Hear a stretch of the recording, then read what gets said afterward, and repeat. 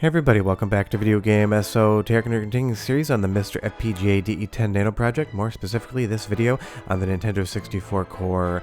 As you can't tell already, we're playing Batman Beyond, a game that didn't used to work in the core, but based upon patches designed by Ruleset with input from Robert or FPGA Zoomspas, we now have another fully playable game.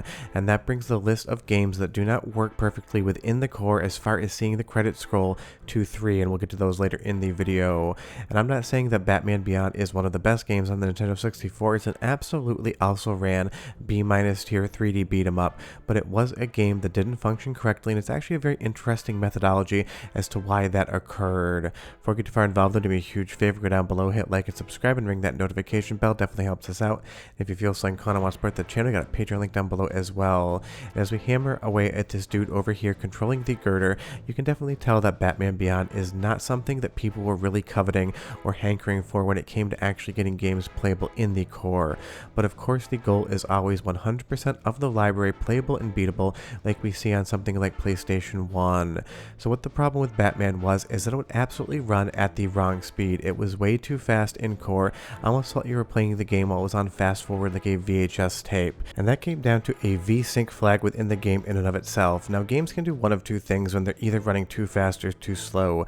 They can actually just drop frames and you kind of get some screen tearing or otherwise some janky motion cadence within the frame timing in and of itself. Secondarily, they can either slow down and actually lag in game, or if they're running at too many frames per second, they can speed up. Sometimes the game's physics and overall playback speed are tied to that frame rate. Now on real Nintendo 64 hardware, it would never run fast enough to be able to actually end up going into that secondary speed and you see the game fast forwarding, but on the core, that's something that could occur because it's running on an FPGA chip, not on real silicon, so you could end up actually being faster than the game expected, and it would jump up to that 60 frame per second cap, which would then increase the game speed. It wouldn't really happen in cutscenes, it would just be in the actual gameplay in and of itself as far as I remember. So Ruleset went in, changed some things around, developed a patch, and now Batman Beyond is running exactly the speed that you would expect it to if you put a cartridge into real Nintendo 64 hardware.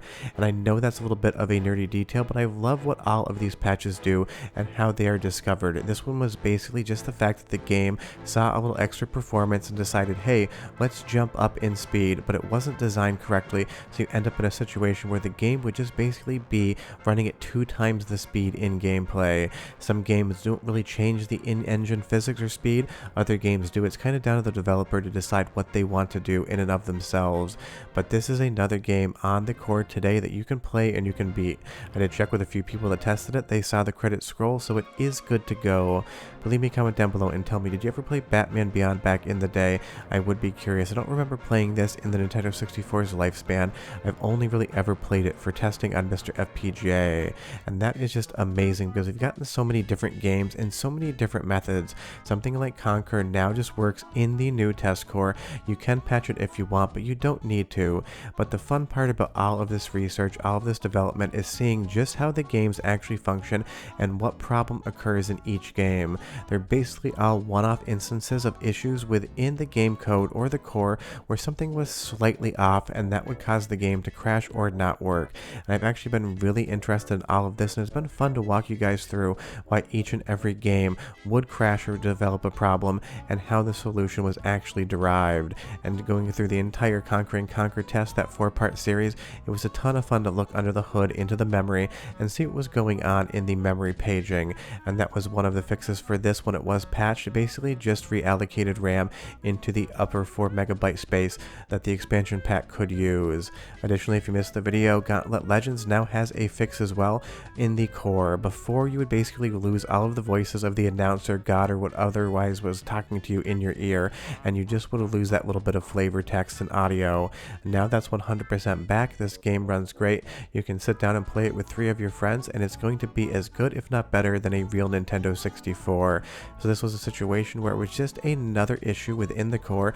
A slight glitch or bug was fixed up, and now we have all of the voices back. So that has been awesome, but other games still require that patch for now. Something like Resident Evil 2, people have thoroughly tested this. You can play both the campaigns, finish them from start to finish, watch the credits scroll, and play them just like you would a real cartridge. And you get the benefit of the clean HDMI out or RGB analog video if you want to go to a PVM, and that's something the Nintendo 64 can't natively output without expensive modifications.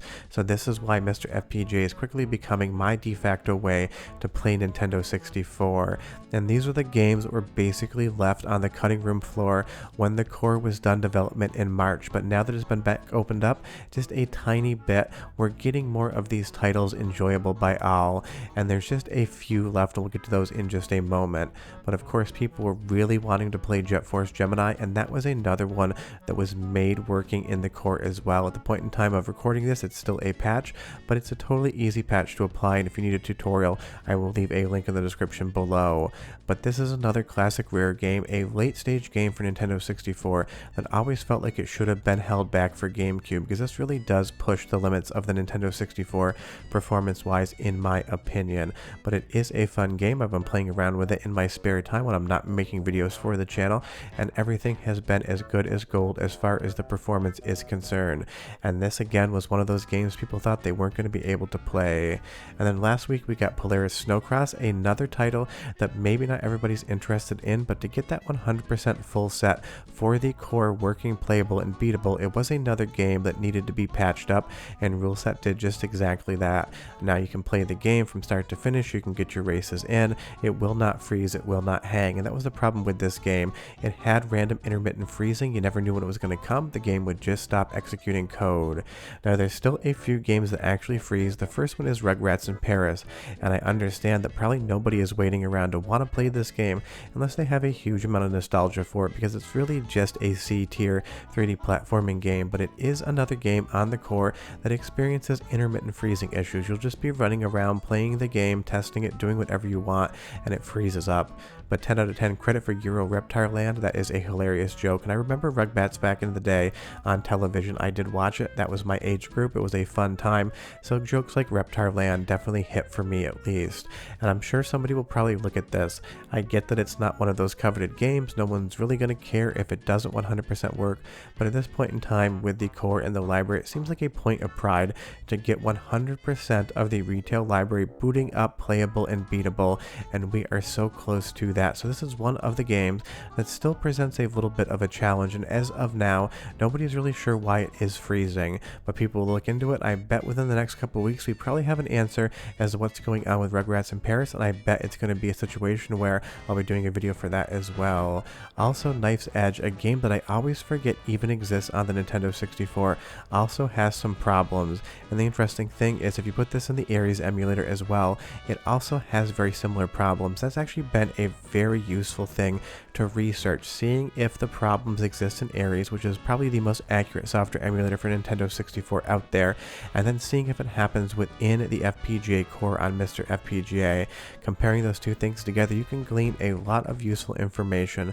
So hopefully this one sees a patch or development in the core as well to make it playable, because it's one of the 3 games that I can find that I would still not recommend you play from start to finish, because you just can't.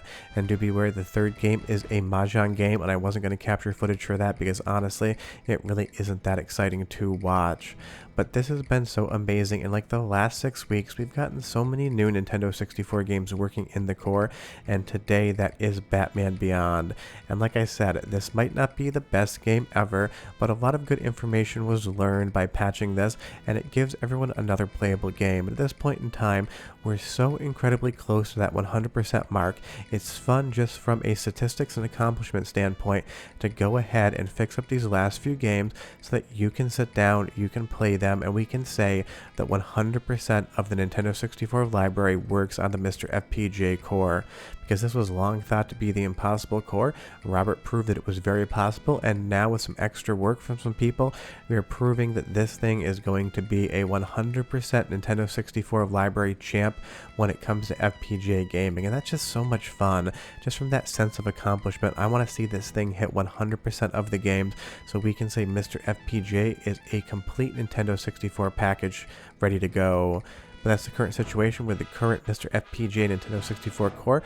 The patches are on the MiSTer FPGA forums, and these test cores are over on the MiSTer FPGA Discord. None of these updates have hit update all yet, so you do need to manually install it. But Nintendo 64 is amazing. It keeps getting better, and next time there's a new update, I'll let everybody know. But short of that, we're done, and I'll see you next time. Bye-bye.